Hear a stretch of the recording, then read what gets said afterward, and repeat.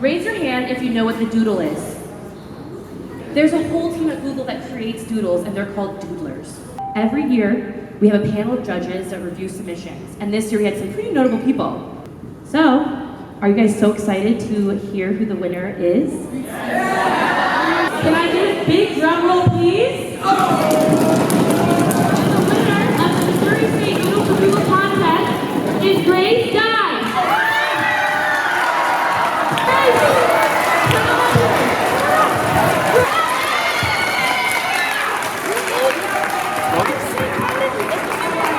Guys, look at this thing! You made this? I had no idea. I'm being honest, we were in science class talking about sound waves and stuff. I owe a lot of my thanks to my teacher, Renee Aberlat, but I also owe a lot of thanks to my mom for actually encouraging me to enter.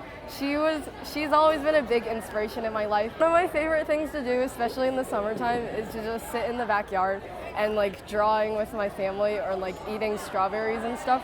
We grow a lot of food in the backyard.